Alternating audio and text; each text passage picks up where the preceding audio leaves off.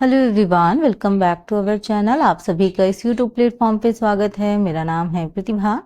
जो student UGC net दिसंबर attempt के लिए तैयारी कर रहे हैं, आज की क्लास आप सभी स्टूडेंट के लिए काफ़ी हेल्पफुल हो सकती है, क्योंकि आज का जो सेशन होगा उसमें हम यूजीसी नेट पेपर 1 को कवर कर रहे हैं। और आप जानते हैं कि पेपर 1 में आपके 10 यूनिट होते हैं और 10 यूनिट में से आपका एक यूनिट है आपका टीचिंग एप्टीट्यूड का। तो जो आपका टीचिंग एप्टीट्यूड है, इससे रिलेटेड जितने टाइप्स के क्वेश्चन आपके एग्जाम में पूछे जा सकते हैं और अब तक जितने पूछे गए हैं, उस टाइप के क्वेश्चन को हम कवर करने की कोशिश करेंगे। तो ये जो आपकी क्लासेस हैं उनको हम लगातार लाने की कोशिश कर रहे हैं, जहाँ पे हम रिसर्च के भी क्वेश्चंस लाएंगे एंड जो अदर आपके यूनिट्स हैं उनको भी साथ साथ में कवर करते जाएंगे। अगर आप दिसंबर अटेम्प्ट के लिए तैयारी कर रहे हैं तो इस चैनल से ज़रूर जुड़िएगा। एंड अगर आपका होम साइंस सब्जेक्ट है तो भी आपके लिए यहाँ पे क्लासेस अवेलेबल मिलेंगी। तो पेपर 1 को भी हम कवर कर रहे हैं और जो पेपर 2 है यानी आपका जो सब्जेक्टिव है उसको भी हम साथ साथ में कवर कर रहे हैं। तो ये आपके लगातार क्लासेस आपको मिलने वाली हैं। चलिए क्लास स्टार्ट करते हैं। और क्लास पसंद आए तो लाइक शेयर सब्सक्राइब ज़रूर कीजिएगा। और अगर आपको इसकी पीडीएफ चाहिए होगी तो आप टेलीग्राम चैनल से ज़रूर ज्वाइन होइएगा, क्योंकि वहाँ पे मैं आपको जो भी पीडीएफ वगैरह होती हैं वो सब शेयर करती हूँ। तो चलिए क्वेश्चन स्टार्ट करते हैं और देखते हैं पहला क्वेश्चन क्या पूछा गया है। पहला क्वेश्चन है स्टूडेंट आप सभी के सामने पूछा है कि किशोरावस्था के चरण के दौरान भावनात्मक परिवर्तन के रूप में निम्नलिखित में से किसको वर्णित किया जा सकता है। यानी अडोलसेंस की बात हो रही है, तो किशोरावस्था के चरण के दौरान भावनात्मक परिवर्तन के रूप में किसको वर्णित किया जा सकता है। ऑप्शंस हैं आपके, क्या है? यह विवेक गठन की स्थिति है। दूसरा है आपका यह सोच और अभिनय का अजेय चरण है। तीसरा है पर्यावरण कारकों में आनुवांशिक परिवर्तन को एक अंतर संवेदनशीलता का मॉडल कहा जाता है। फोर्थ है आपका कामेक्षा का पुनर्जागरण है। और आपका फिफ्थ है लड़कों की तुलना में लड़कियों के लिए परिणाम बदतर हैं। ठीक है, यहाँ पे कोड भी दिया हुआ है। ठीक है, तो आप एक बार क्वेश्चंस को दोबारा रीड कर सकते हैं और देन आप आंसर देने की कोशिश कीजिएगा कि इसका जो राइट आंसर होगा वो क्या होगा। ठीक है, तो यहाँ पे बताने की कोशिश कीजिएगा कि इसका जो राइट आंसर होगा वो क्या होगा। स्टूडेंट, ये आपके अदर ऑप्शंस हैं, इसको भी एक बार देख लीजिएगा।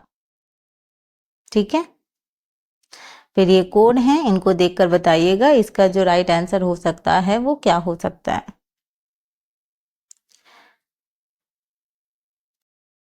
तो यहाँ पे जो राइट आंसर होगा स्टूडेंट वो आपका क्या होने वाला है, ऑप्शन बी, यानी 2, 3 एंड 4।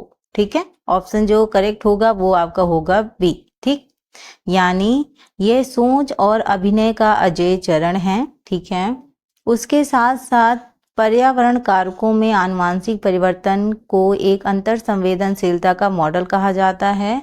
और जो 4 है आपका कामेक्षा का पुनर्जागरण है।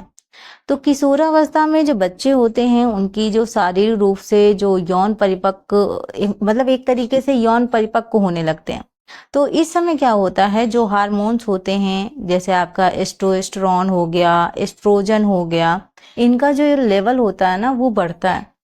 तो इसी वजह से क्या होता है कि जो लड़के और लड़कियां हैं दोनों में जो यौन इच्छाएं हैं और जो विपरीत लिंग की ओर आकर्षण है, अट्रैक्शन है, वो बढ़ता है। ठीक है, इसमें आपका जो करेक्ट आंसर है वो आपका है ऑप्शन बी। ठीक है, चलिए नेक्स्ट क्वेश्चंस की बात करते हैं। नेक्स्ट क्वेश्चन आपसे पूछा गया है कि निम्नलिखित चरणों में कौन सा संज्ञानात्मक विकास के लिए पियाजे द्वारा आरोही क्रम में परिभाषित किया गया है। तो आप जानते हैं जो मनोवैज्ञानिक है जीन पियाजे महोदय जी, उनकी जो स्टेजेस हैं उनको आपको क्रम से अरेंज करना है। ठीक है, देखिए पहले दिया हुआ है ऑप्शन में संवेदी अवधि, पूर्ण परिचालन अवधि, ठोस संचालन अवधि और औपचारिक संचालन अवधि, यानी सेंसरी पीरियड। ठीक है, आपका ऑपरेशनल पीरियड, आपका कॉन्क्रीट ऑपरेशनल पीरियड और आपका फॉर्मल ऑपरेशन पीरियड। ठीक है, या स्टेज कह सकते हैं। तो यहाँ पे दूसरे में आपका ऑप्शन है पूर्व परिचालन अवधि, संवेदी अवधि, ठोस संचालन अवधि और औपचारिक संचालन अवधि। अब आपको इसको क्या लगाना है, क्रम में लगाना है। तो अगर आपने जीन पियाजे जी की पहले भी स्टेजेस पढ़ी हुई हैं, सो आपको मालूम होगा कि उनको जो स्टेजेस हैं उनका क्रम क्या है, ठीक है, ये आपको मालूम होगा अगर आपने पहले भी पढ़ा है तो। यहाँ पे अगर हम स्टूडेंट बात करें तो यहाँ पे जो आपका राइट आंसर होगा स्टूडेंट, वो होगा आपका ऑप्शन जो बी है, सॉरी ए, माफ कीजिएगा, ऑप्शन जो ए है वो आपका करेक्ट होगा। यानी सबसे पहले आपका आता है सेंसरी पीरियड्स, यानी 0 से लेकर 2 वर्ष की जो अवस्था होती है, ये आपका जब बच्चा इंद्रियों का इस्तेमाल करके चीजें करता है, तो वो आपकी पहली स्टेज होती है। फिर होता है आपका ऑपरेशनल, ठीक है, तो ये आपका 2 से 7 ईयर का होता है, ठीक। उसके बाद आपका आता है कॉन्क्रीट ऑपरेशनल, यानी 7 से 11 वर्ष की जो अवस्था होती है। और लास्ट में आपका आता है फॉर्मल ऑपरेशनल स्टेज, जो 11 के ऊपर की जो अवस्था होती है वो होती है आपकी फॉर्मल ऑपरेशनल स्टेज। तो ये जो आपकी जीन पियाजे जी की क्रम है, इसको जरूर याद रखिएगा क्योंकि ये आपको जानना जरूरी है, ठीक है। तो संवेदी, पूर्व परिचालन, ठोस और औपचारिक, ये आपका पूरा चरण होता है।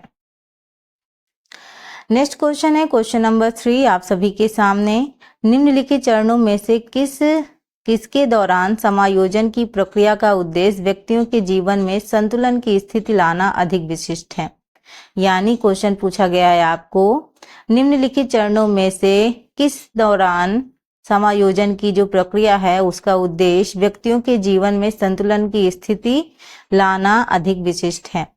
तो यहाँ पे आपके ऑप्शंस हैं भावनात्मक परिवर्तन, ठीक है, बी है आपका संज्ञानात्मक विकास, सी है सामाजिक विकास और डी है शारीरिक परिवर्तन।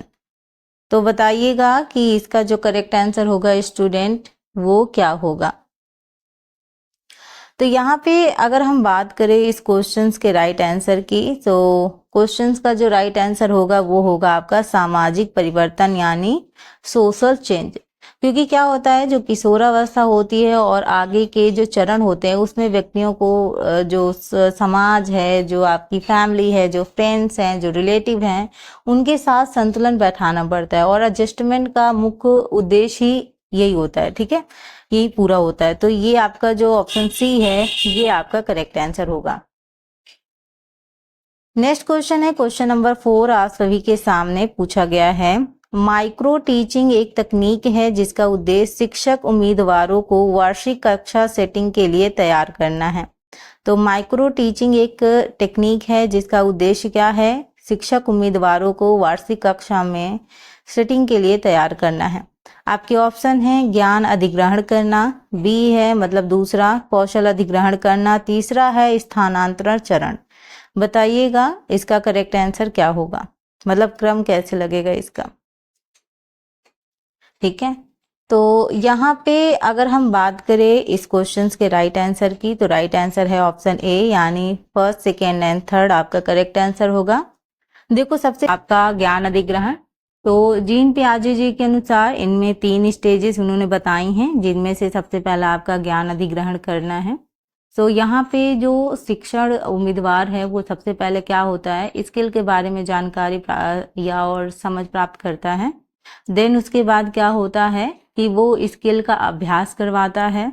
देन लास्ट में स्थानांतरण चरण होता है, यानी ये लास्ट में क्या होता है, ट्रांसफर जो फेज होता है वो होता है। तो ये जो 3 चरण हैं इनके बारे में बताया गया है। नेक्स्ट क्वेश्चन है आपका क्वेश्चन नंबर 5। एक विश्वविद्यालय का शिक्षा के बाहरी परीक्षण एजेंसी द्वारा आयोजित अवधि और मूल्यांकन पर छात्रों के शैक्षिक प्रदर्शन, उनके सामाजिक आर्थिक पृष्ठभूमि के संदर्भ में उनकी आकांक्षा के स्तर के प्रभाव का अध्ययन करने की योजना बना रहा है। इस अध्ययन में निर्भर चर क्या है, ठीक है। तो एक बार फिर से मैं क्वेश्चन पढ़ देती हूँ कि एक जो विश्वविद्यालय है उसका शिक्षा के बाहरी परीक्षण एजेंसी द्वारा आयोजित अवधि और मूल्यांकन पर छात्रों के शैक्षिक प्रदर्शन, उनके सामाजिक आर्थिक पृष्ठभूमि के संदर्भ में उनकी आकांक्षा के स्तर के प्रभाव का अध्ययन करने की योजना बना रहा है। इस अध्ययन में निर्भर चर क्या है? ठीक है, आपके ऑप्शंस हैं आप सभी के सामने। छात्रों की आकांक्षा का स्तर, छात्रों की सामाजिक आर्थिक पृष्ठभूमि, छात्रों का शैक्षिक प्रदर्शन, या डी है अवधि और मूल्यांकन। देखिएगा क्वेश्चन, मैं थोड़ा और छोटा कर देती हूँ ताकि क्वेश्चन और ऑप्शंस आपको क्लियर दिखाई दें। यहाँ पे जो करेक्ट आंसर होगा स्टूडेंट, वो आपका होने वाला है छात्रों का शैक्षिक प्रदर्शन। ठीक है, एकेडमिक परफॉर्मेंस जो है स्टूडेंट का, ये आपका राइट आंसर होगा। तो यहाँ पे जो आपका इंडिपेंडेंट जो वेरिएबल है, यानी जो आपका स्वतंत्र चर है, तो वो जो असर डालते हैं उनको क्या बोलते हैं? आपके स्वतंत्र चर बोलते हैं। जैसे छात्रों की आकांक्षा का स्तर हो गया, है ना, छात्रों की सामाजिक आर्थिक पृष्ठभूमि हो गई, तो ये क्या है? आपका इंडिपेंडेंट वेरिएबल है। वहीं अगर हम बात करें डिपेंडेंट वेरिएबल की, तो वो मतलब जिस पर असर पड़ता है, असर किस पर पड़ता है? छात्र पर पड़ता है। तो यहाँ पे आपका वो क्या होगा? डिपेंडेंट वेरिएबल होगा, राइट। अवधि और मूल्यांकन ये सब इसका भाग नहीं है। ठीक है, सो आपका करेक्ट आंसर ऑप्शन सी जाएगा। नेक्स्ट है क्वेश्चन आप सभी के सामने, क्वेश्चन नंबर 6। शिक्षक के लिए रचनात्मक दृष्टिकोण शिक्षा के सभी स्तरों पर अधिगम प्रक्रिया पर जोर दिया जा रहा है। आपके ऑप्शन है व्याख्यान विधि, बी है परियोजना विधि, सी है चर्चा विधि, और डी है उपरोक्त सभी। तो शिक्षक के लिए रचनात्मक दृष्टिकोण शिक्षा के सभी स्तरों पर अधिगम प्रक्रिया पर जोर दिया जा रहा है, इसका करेक्ट आंसर क्या होगा? सो राइट आंसर की बात करें स्टूडेंट, सो राइट आंसर होगा आपका परियोजना विधि। उसके साथ साथ आपका चर्चा विधि भी आंसर होगा, यानी प्रोजेक्ट मेथड और डिस्कशन मेथड दोनों आपके आंसर होंगे। तो यहाँ पे लगा लीजिएगा बी एंड सी आपका करेक्ट आंसर जाएगा। तो यहाँ पे अगर बात करें तो जो रचनात्मक दृष्टिकोण है, इसमें विद्यार्थी केवल सुनने वाले न बनकर स्वयं की समझ और जो एक्सपीरियंस है उसका भी नॉलेज का निर्माण करते हैं, और इसमें जो स्टूडेंट होते हैं ये एक्टिव पार्टिसिपेट करते हैं चीजों पे। तो ये आपका क्या होता है? करेक्ट आंसर होता है बी एंड सी। ठीक है, नेक्स्ट क्वेश्चन है क्वेश्चन नंबर 7 आप सभी के सामने। निम्नलिखित में से कौन समस्या समाधान तकनीकी की मॉडलिंग करके छात्रों को अपने स्वयं के सीखने के प्रबंधन में सहायता करता है?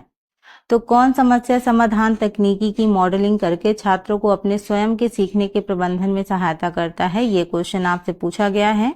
ऑप्शन है ड्रिल और अभ्यास, बी है मानसिक मॉडलिंग, सी है अन्वेषण अधिगम, और डी है प्रत्यक्ष अनुदेश। ठीक है, तो बताइएगा आंसर क्या होगा स्टूडेंट।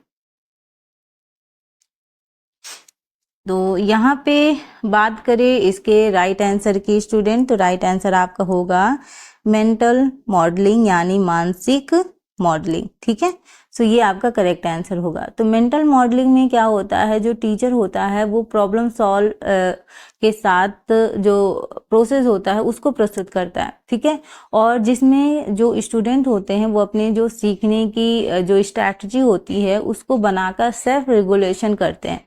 तो यहाँ पे जो आपका ऑप्शन बी है ये आपका करेक्ट आंसर है। बाकी अगर ड्रिल और अभ्यास की बात करेंगे तो ये इसका मतलब क्या होता है, कोई चीज हम बार बार कर रहे हैं, या मतलब इतना समझ सकते हो कि ये बार बार रटने और अभ्यास करने पर ज्यादा फोकस करता है। वहीं अगर हम अन्वेषण अधिगम की बात करते हैं, ठीक है, तो जो स्टूडेंट होता है वो खुद खोज और प्रयोग करके सीखते हैं। इसमें जो मॉडलिंग होती है वो थोड़ा सा कम होती है, सेल्फ डिस्कवरी ज्यादा होती है, तो इसलिए हम इसको नहीं रेफर कर रहे हैं।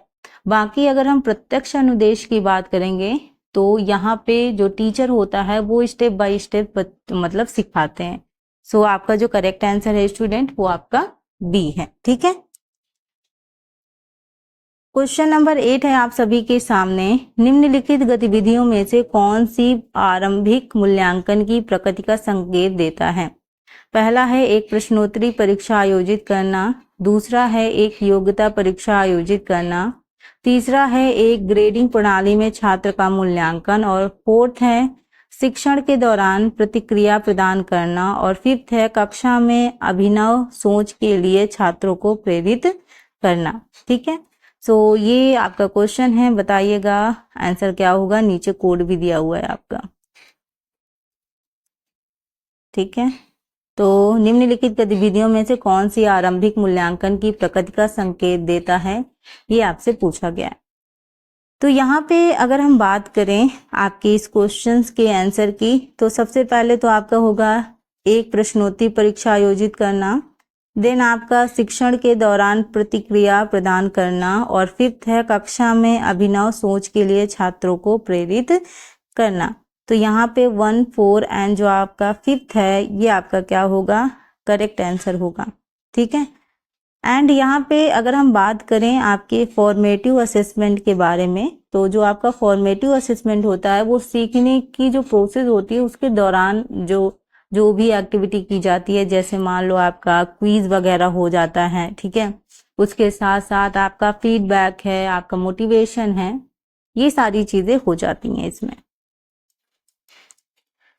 नेक्स्ट क्वेश्चन है आपका, क्वेश्चन है आपका एक शिक्षार्थी की विशेषताओं की पहचान करें जो प्रभावी शिक्षण में मदद करता है। आपके ऑप्शन पहला है एक शिक्षक के लिए समग्र सम्मान, दूसरा है शिक्षार्थी की मानसिक क्षमता का स्तर, तीसरा है शिक्षार्थी के जो पिछले अनुभव, फोर्थ है आपका शिक्षार्थी की रुचि, फिफ्थ है आपका शिक्षार्थी के पारस्परिक संबंध, और सिक्स है शिक्षार्थी के सामाजिक परिप्रेक्ष्य। तो नीचे कोड भी दिए हुए हैं, आपको इसके हिसाब से चुनना है कि जो आपका करेक्ट आंसर होगा वो क्या होगा। यानी एक जो विद्यार्थी है, ठीक है, या शिक्षार्थी जो भी कह लें, उनकी विशेषताओं की पहचान करनी है जो प्रभावी शिक्षण में क्या करते हैं, एक तरीके से मदद करते हैं, ठीक है। तो यहाँ पे अगर हम इसके राइट आंसर की बात करेंगे, सो जो आपका करेक्ट आंसर होगा वो होगा शिक्षार्थी की मानसिक क्षमता का स्तर, यानी level of mental ability of the learner, ठीक है। देन उसके बाद शिक्षार्थी के पिछले अनुभव, यानी प्रीवियस जो एक्सपीरियंस है जो मतलब बच्चा लेके आता है, एंड उसके साथ साथ अगर हम बात करें तो जो मतलब लर्नर का इंटरेस्ट है, यानी शिक्षार्थी की जो रुचि है वो भी निर्भर करती है, एंड साथ में शिक्षार्थी की सामाजिक परिप्रेक्ष्य यानी social context of the learner, ये भी जरूरी है। तो यहाँ पे आपका जो करेक्ट आंसर होगा वो 2, 3, 4 एंड 6 होने वाला है, ठीक है। सो यहाँ पे आपका जो करेक्ट आंसर होगा वो होगा आपका ऑप्शन डी, यानी 2, 3, 4 एंड 6, ठीक है। चलिए बढ़ते हैं नेक्स्ट क्वेश्चन की ओर। नेक्स्ट क्वेश्चन है 10, संवादात्मक बातचीत के लिए प्रासंगिक शिक्षण विधियों की पहचान करें। आपका ऑप्शन पहला है औपचारिक व्याख्यान, ठीक है, दूसरा है समूह शिक्षक यानी ग्रुप टीचर, तीसरा है शैक्षिक एजुकेशनल, फोर्थ है आपका परियोजना के तरीके यानी प्रोजेक्ट मेथड्स, और आपका पांचवा है समूह चर्चा यानी ग्रुप डिस्कशन। कोड नीचे दिए हुए हैं, आप देखिएगा और बताइएगा आंसर क्या होगा। तो यहाँ पे अगर बात करें इस क्वेश्चन के राइट आंसर की, तो राइट आंसर स्टूडेंट आपका होगा ग्रुप टीचर यानी समूह शिक्षक, आपका एजुकेशनल एक्टिविटी हो जाएगा, उसके साथ साथ आपका समूह चर्चा यानी ग्रुप डिस्कशन। तो जो कन्वेंशनल इंटरेक्शन होता है उसके लिए ये जो सारी चीज़ें हैं, ठीक है, ये सबसे इफेक्टिव टीचिंग मेथड आती हैं, क्योंकि इसमें क्या हो रहा है, एक तरीके से दो तरफा जो संवाद हो रहा है वो हो रहा है, यानी एक तरीके से ये जो आपकी लर्निंग है इसको बढ़ावा मिल रहा है। तो आपका करेक्ट आंसर होगा स्टूडेंट ऑप्शन सी, यानी 2, 3 एंड 5। सो यहाँ तो आज के सेशन में हम 10 तक क्वेश्चन कर रहे हैं, आगे के सेशन में हम ये 20 तक क्वेश्चन करेंगे, ठीक है, धीरे धीरे करके सारे क्वेश्चंस कंप्लीट किए जाएंगे। सो ये रही आज की स्टूडेंट क्लास। आई होप आज का सेशन आपको पसंद आया होगा, अगर पसंद आया तो लाइक शेयर सब्सक्राइब ज़रूर कीजिएगा। Thank you for watching, thank you so much.